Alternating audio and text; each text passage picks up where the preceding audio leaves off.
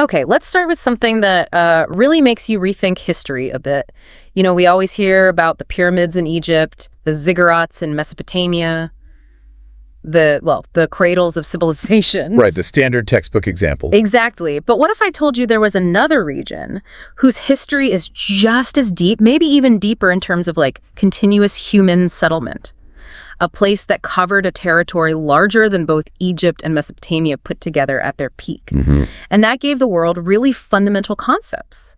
Things like the idea of zero sophisticated drainage systems that, well, apparently rivaled Rome's, even early forms of plastic surgery, and yes, yoga. You're talking about ancient India, of course. Precisely. We're talking about the incredible and often, frankly, overlooked history of ancient India. It really is a history on an immense scale with staggering antiquity. We're looking at human activities stretching back not just thousands, but hundreds of thousands of years. Hundreds of them. Yes. And yet, for many people, especially maybe in the West, it hasn't really occupied the same kind of space in the big historical story as, say, Egypt or Mesopotamia. Yeah, it feels less familiar somehow. Right. But this is a place that nurtured vibrant cities. It was the birthplace for huge world religions, Hinduism, Buddhism, Jainism, Sikhism, and it made these profound contributions to science, philosophy, culture, things that, still underpin a lot of modern knowledge. And that's exactly what this deep dive is all about. You've shared this fascinating stack of sources with us, articles, research papers, notes, really covering the vast sweep of ancient Indian history. Yeah, there's a lot there. So our mission here is to unpack these sources together, to sort of pull out the most important nuggets of knowledge, the surprising facts, the key insights, basically to give you a shortcut to being genuinely well-informed on this huge and fascinating topic. Sounds good. We'll basically journey through time. We'll start with the earliest signs of hominid activity, then move through the really remarkable Indus Valley Civilization, technologically way ahead in some areas. Yeah. Then we'll explore the Vedic period, the development of foundational philosophies, watch the rise and fall of great empires like the Mauryas and the Guptas. Huge empires. Huge. And we'll look at the external influences and the internal dynamics that shaped the subcontinent right up until the arrival of Islam. Yeah. It's a complex tapestry, definitely. But the sources help us see the threads much more clearly. Okay, great. So let's dive right in. Let's start by setting the stage, defining the place itself, and understanding just how incredibly deep these roots actually run. Sounds like a plan. So first off, the geography and the names. The country we know as India today, well, it gets its name from the Indus River, right? One of those major waterways, obviously vital throughout history. Absolutely central. But the sources also mention a traditional, much older name for the land, Harappa. Harappa. Still referenced in the Constitution, actually. Really? I didn't know that. And it comes from a mythological emperor, Harappa, from the epic Mahabharata. That's the tradition. The story goes that this emperor conquered and unified the whole subcontinent. So the land became known as Bharatavarsha, the land of Harappa. It sort of symbolizes this idea of an ancient unified identity, rooted in myth, but also perhaps reflecting some deep historical memory. That name itself, tied to mythology, kind of hints at the immense age we're talking about. It really does. And the sources really hammer home a crucial point. The evidence we have for hominid activity in the Indian subcontinent goes back over 250,000 years. Wow, over 250,000 years. Yeah. That puts it right up there among the very oldest continuously inhabited regions on the entire planet. We've got archaeological finds, things like stone tools that give us concrete proof of this incredibly early human presence and their technological capabilities, even way back then. It feels like that fact alone should be much more widely known, I agree. Because, as the sources point out, while we've focused quite rightly on Mesopotamia and Egypt as these cradles of civilization, India, despite this incredible antiquity and the sheer scale of civilizations like the Indus Valley, which we said was geographically larger than both combined, it's often been overlooked, particularly in Western historical accounts. Why do you think that historical oversight happened? Why has it persisted for so long? Well, the sources suggest a few factors were at play. One big one was just timing.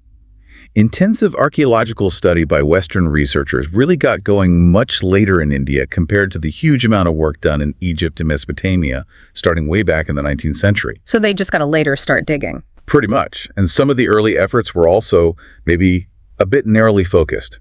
They are sometimes looking specifically for locations mentioned in the later epic poems, like the Mahabharata and Ramayana. Trying to find the places from the stories. Exactly.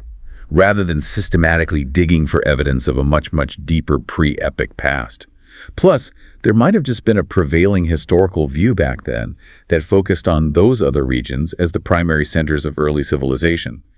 That could have led to a slower, later recognition of India's equally profound antiquity and, frankly, its sophistication. That late start seems like it really masked some incredible truths for a long time. And beyond just the physical settlements, the cities and tools, India also has this amazing distinction of being the birthplace of major world religions. Oh, absolutely fundamental. It's the origin point for Hinduism, Jainism, Buddhism, and Sikhism. I mean, think about it. Belief systems that together shape the spiritual lives of literally billions of people worldwide today. Billions. And the sources also mentioned another really interesting philosophical school, Charvaka. Right, I saw that. What was their deal? They seemed quite different. Very different. Charvaka represents this strong current of skepticism, almost materialism, actually. They basically rejected supernatural claims, argued that our senses were the only reliable source of truth, and suggested that pleasure was, well, the ultimate goal of life. Wow, that sounds pretty modern in a way. It does, doesn't it? Now, Charvaka didn't evolve into a major religion like the others, but its emphasis on empirical observation, on what you can actually see and touch, probably contributed to the pragmatic and scientific thinking that also flourished in ancient India.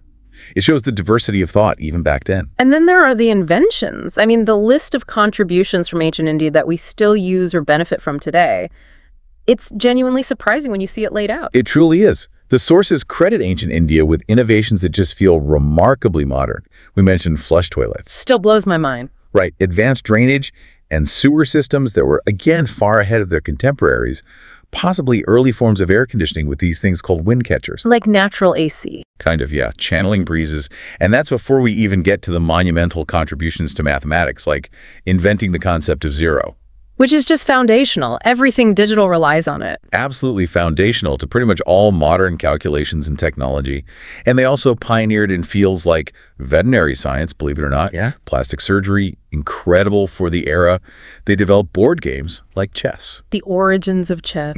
And they formalized practices like yoga and meditation that are now, global phenomena. It's humbling, really, to realize how much of what we think of as fundamental or even modern came out of this region, often thousands of years ago. It really drives home that this history isn't just ancient and vast, it's directly relevant to our world today. Exactly. And uncovering all these truths, especially about the earliest periods, took immense archaeological effort. So much of our understanding comes from really painstaking work across modern-day India, Pakistan, and Nepal. And that archaeological work has turned up some truly revolutionary finds, right? Like the evidence of Homo heidelbergensis, finding them in the subcontinent centuries before we see evidence of them migrating into Europe. Yeah, that's a really significant piece in the puzzle of early human migration. Homo heidelbergensis. They're seen as a potential ancestor for both Neanderthals and us, modern humans. Okay. Now, the species was first identified from a fossil found near Heidelberg in Germany back in 1907. But later discoveries, including the ones in India, have provided crucial evidence that these early hominins were moving out of Africa and spreading into different parts of the world earlier and maybe via different routes than some of the initial theories suggested. So finding them in India pushes the timeline back. It pushes back the timeline for significant hominin activity in the region considerably, yeah. And it complicates those simpler models of migration that maybe focus too much just on the European routes. It shows India was part of that very early human story right from the get-go. It really underscores that India wasn't just some minor side chapter in the human story, but a major stage from the very, very beginning. Yet, as we touched on, the serious Western archaeological digs only really got going in the 1920s. That late start meant India's deep history stayed hidden for much longer than, say, Egypt's, where digging was intense in the 19th century. The sources mention that even though the ruins of Harappa, a major Indus Valley city, were actually noted as early as 1829. 1829, wow. Yeah, but its huge archaeological significance wasn't immediately grasped or systematically explored. As we said, early interest was often focused on finding those sites from the epics, the Mahabharata or Ramayana, looking for echoes of literature instead of digging deep for potentially much older roots of civilization itself. So they were looking for specific literary landmarks instead of just seeing what was literally under their feet. Pretty much, yeah. Yeah. And because of that focus, sites that have dramatically reshaped our understanding, not just of Indian history, but world history, lay undiscovered or just unappreciated for a long time. Like which ones? Well, take the village of Bolathal in Rajasthan. It was discovered in 1962, but only seriously excavated in the 1990s. And it dates back to 4000 BCE. It shows a really sophisticated ancient culture there. 4000 BCE. Or Mehrgarh, discovered in 1974. The habitation evidence there goes back possibly even earlier than 7000 BCE.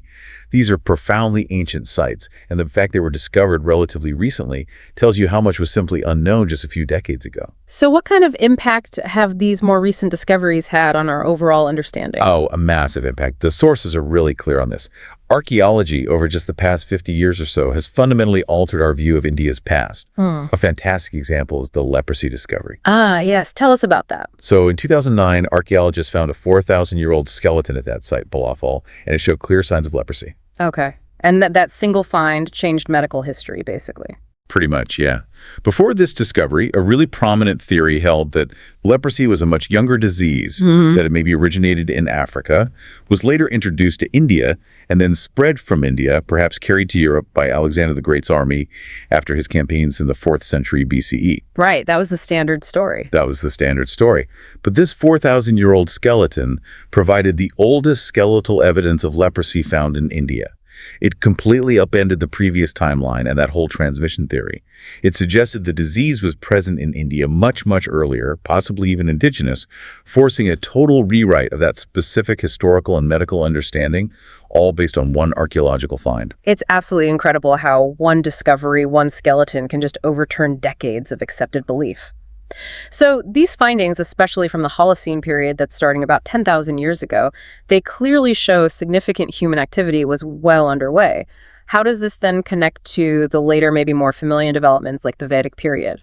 Well, the sources suggest a really fascinating continuity, but also a synthesis. The early human activity and the cultures of the indigenous people found at sites like Bolathal, they're seen as contributing to the very foundations of what became the Vedic tradition. So the roots were already there? The roots were definitely there. Then, when groups often referred to as Aryans began migrating into the region, probably coming through the Kuiper Pass, maybe between roughly 2000 and 1500 BCE, they didn't just replace the existing populations. That's the key thing. Right, not an invasion. Not a simple invasion or replacement, no. Instead, there seems to have been assimilation.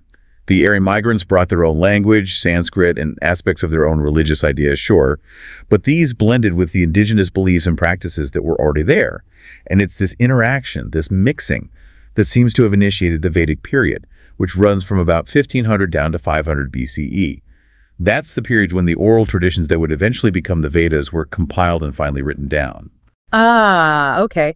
So that deep prehistoric root provided some of the fertile ground, let's say, for the later flourishing of Vedic culture and religion. Exactly. It's a story of blending and evolution, not just one group wiping out another. Right. And probably the most famous culmination of that earlier ancient history is the Indus Valley Civilization. Yes, also called the Harappan Civilization. Let's talk about them. Absolutely. I mean, their timeline alone is vast. It stretches from maybe around 7000 BCE in its earliest phases, with its peak, the mature phase, running roughly between 2900 and 1900 BCE. And the scale, as you mentioned earlier, was just phenomenal. Phenomenal. It covered an area larger than ancient Egypt or Mesopotamia, extending across what's now Pakistan and northwest India, reaching south into the Gangetic Valley and north up to Malwa.